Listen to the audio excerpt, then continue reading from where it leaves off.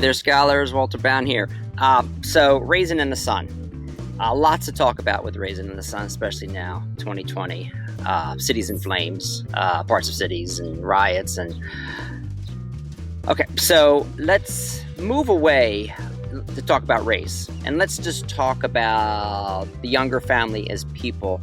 And let's look at the younger family under the microscope of Maslow's hierarchy of needs. I'm not sure if you've seen this before, but in order to become self-actualized, we're talking like Gandhi kind of transcendence, right? Or like Martin Luther King. These are people who are self-actualized. Moses, Jesus, maybe Emerson. I'm not sure about Emerson, but we're talking about relatively few people. Now, maybe not, but those that Lincoln, Katie Stanton, Susan B. Anthony, these are people who have had all these things underneath them, and to become like, I know who I am. Who am I? Like Jean Valjean, who am I? He's a self-actualized person. Javert is not. That's why he commits suicide. So let's take a look at this family who loves each other so much, and yet they have so much tension, right? That's why this play is so good, because many of us can relate to this, especially now during COVID, when we're all in the same house together and we don't have, our network of friends. I can't go to Lowe's as much as I want to. So we love each other, and yet there's tension because there's competing needs, right? There's competing dreams. And especially for this African-American family who has stayed in the inner city in Chicago with cockroaches, they don't even have their private bathroom, right? So let's take a look at each character. Let's start with Walter Younger, and he is looking for some sort of esteem, right? He sees the white boys, he sees Benny's one boyfriend as, being successful. Okay, I'm black, you're black. How come you have money and wear those white socks and you go to the theater? It's about class. It's not so much about race there. But he wants his own thing. He wants his American dream. He's a chauffeur. He still feels like he's living in slave times, where he's just driving around a white person, and that's humiliating. And Mama's like, well, you're free. You have a family. You're not getting beat. We're not slaves. It's not great, but it's a lot better than what I dealt with. And from her perspective, she's absolutely correct, right? His wife's a house cleaner. His mom's a house cleaner. They're all the help, right? But he wants his slice of the American dream. Now, he puts his money on a couple of shady characters and it all goes bad. But it helps him. The bad is actually good, because it's the bad that leads him to become self-actualized, which is ironic, right? If his deal went through and he got the liquor store, it probably wouldn't go well for him, and was throwing money around and making some shady deals. Right, so at the bottom level, we have a basic need for physical survival: food, water, livable environment. So if I have a student who is not turning in work, who seems to be depressed, my first thought is, okay, are you eating? I've had students who've been homeless, right? Do you have water? All right, if you're in Flint, Michigan, and your water is contaminated, right? If you're not getting meals because you live in food deserts in the inner city, where a bag of chips costs less than a banana or baby carrots, okay, you might not be all that healthy, right? So if you don't have a Wegmans accessible, or it's too expensive, right? So food, water, livable environment. Travis sleeps on a couch, right? He doesn't have his own room, right? And Walter doesn't have a room to entertain his friends. So because they're in this crucible, right? And it's this one apartment, right? Where they're all these generations, 1, 2, 3 generations are living in. And they're all getting on each other's nerves, which makes sense, right? So they're barely getting by on the bottom level, right? But they do have shelter. It's not a great shelter, right? But at least they have, they have eggs, they have water. So most of them, I would say all of them, are dealing at the bottom level. They're okay. Just okay, not great, right? Let's go up to the next level. Safety, protection, security. Feeling and being safe from harm, from family members, strangers. Okay, the younger family, they're not safe, right? They're black, right? If you know anything about history, you know that people that moved into African Americans who moved into white neighborhoods like Levittown in Pennsylvania, they were crosses burned, Molotov cocktails thrown through the window. Levittown was a planned community in Pennsylvania that was promoted as a white person only community. And when a middle class African American family moved in, there's lots of trouble. And if this was class, we'd be watching these documentaries and looking at this stuff. And maybe if I have time, I will show you some of them. But they got their dream, right? We have a house. We're going to be safe. Travis can have a yard. Mama can have a garden. And there'll be a separate bedroom. Of course, Benny and Mama will share the same bedroom. Guys, I'm pretty sure you wouldn't like to share the bedroom with your mom and dad. And it's kind of weird, but it's better, right? And it's safe, right? There's no cockroaches. You don't have to compete for the bathroom in the morning. And your school system will be better, right? Because in America, where your zip code determines whether you're going to be educated or not. And should it be that way? Of course not. But that's just the system we have, right? Which reinforces racism and classism in our society, right? We don't want, a certain group in our school when we're paying $15,000 a year, right? But Travis needs to be educated, right? And he's going around chasing rats, right? So the younger family, they're looking for security. They're looking for protection, right? They think they're going to a place for that, but ironically, they could be facing death. I mean, it's like, imagine moving into a neighborhood and like, oh, I have my dream, but you're actually going to face your death, or, being harassed, or like everyone's looking at you like, you don't belong here. Like you sat at the wrong lunch table, right? It's like, you don't belong here, right? We're going to pay you money just so you can get out. I mean, think of the humiliation, right? Belongingness and love, which is the next step. So once you have one and the bottom, you go up to the next one. Membership of families, school communities, community groups, gangs. Like belonging to a gang is bad, but that's why people join gangs, right? The Capulets and the Montagues. I got my people, you got your people. The Bloods and the Crips, right? You belong to BBYO. You belong to a youth Christian fellowship. These are all good things. I mean, those things are good because they give you community. They have a group, a writing group that I belong to, school community, key club, whatever it is, right? These are good. If you don't have belonging, if you don't have this love, then you can feel isolated, alone, and depressed, right? So we need love from family, friends, and the significant other. If we don't have those things, we can't move up to the higher levels. Okay, so Walter does not feel any of this, right? He only feels he goes to a bar at the Kit Kat and he drinks, right? It's like Homer Simpson. He goes to Moe's, right? And he has friends there at Moe's. They're all losers, right? But at least they're together as losers, right?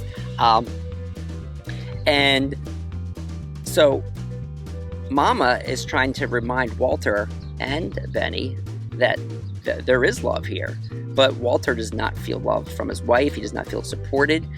She loves him dearly and is caught between. So Ruth is a character, a brilliant character, who's caught between supporting her husband and knowing that some of his dreams are just ridiculous, but she's caught between wanting to do the right thing for him and knowing what he needs, but not being able to give it to him, which you have all this tension in this family, right?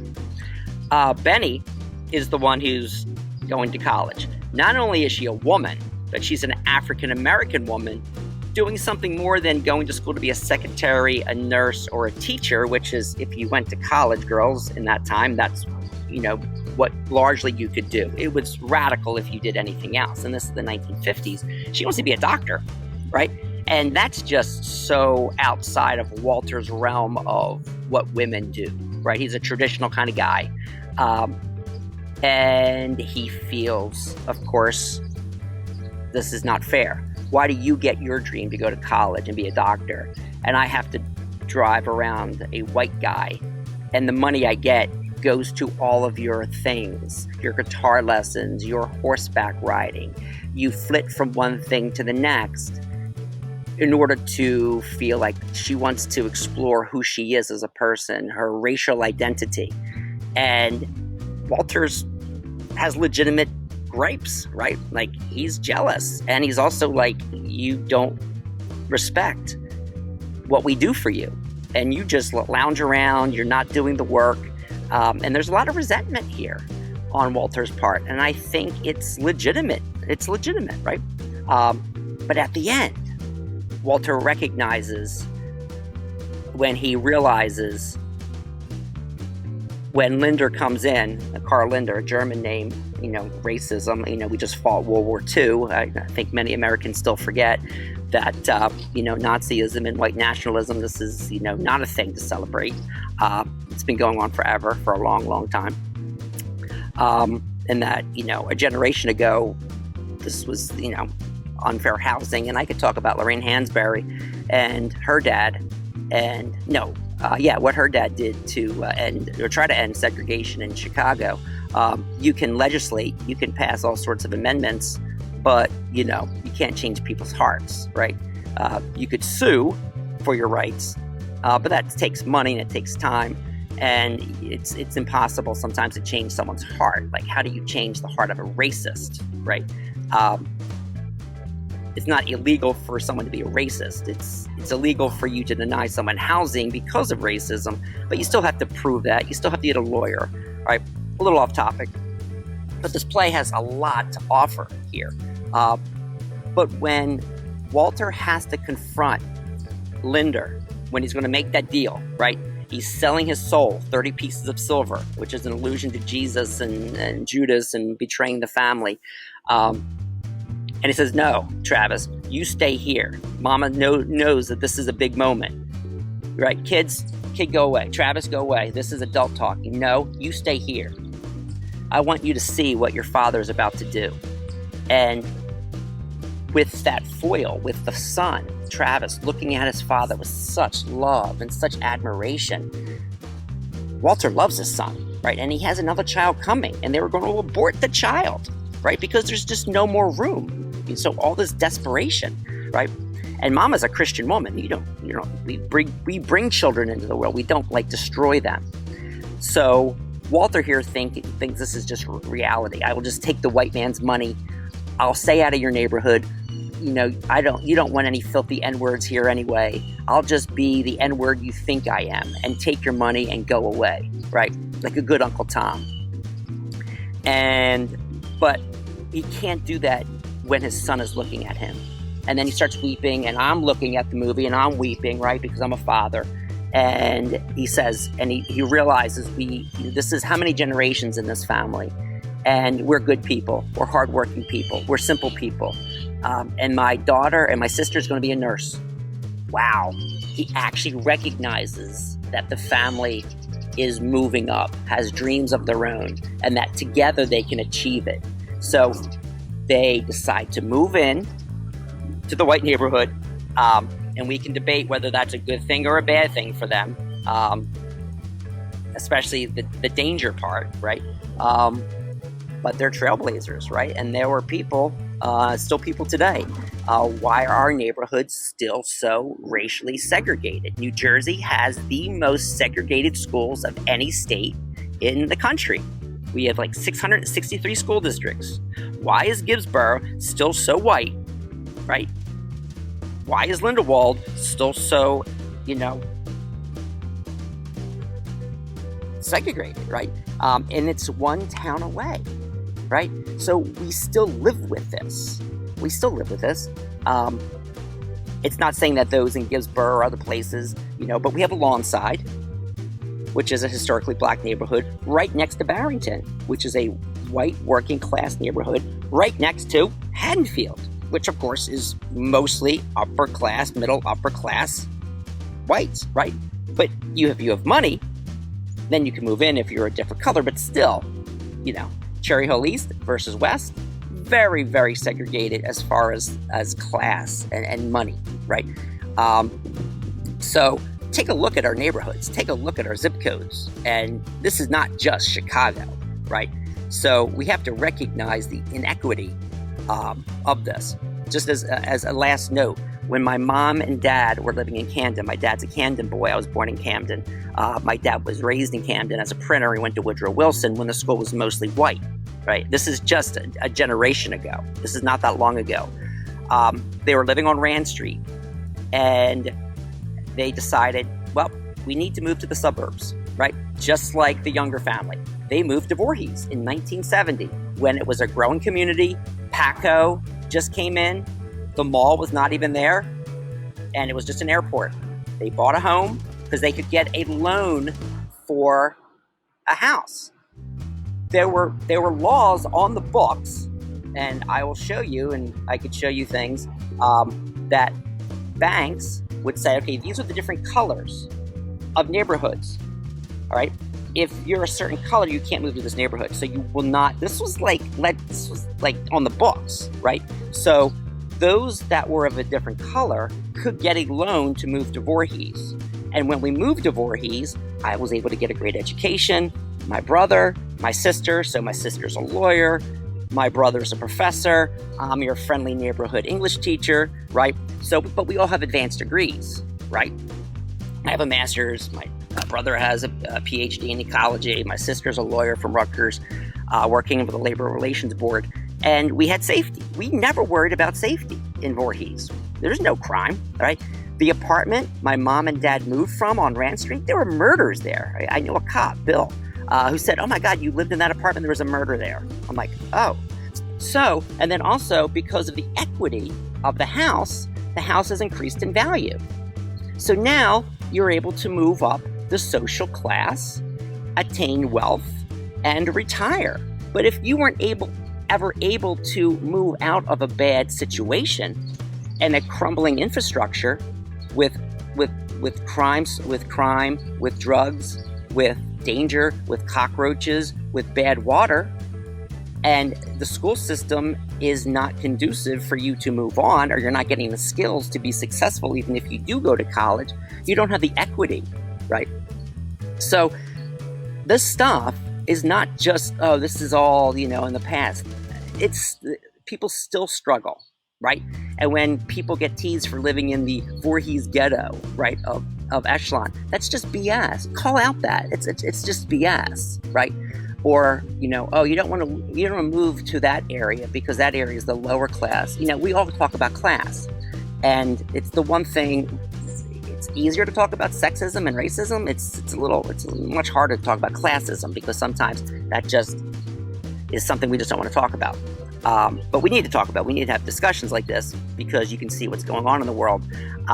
So this covered a lot of material.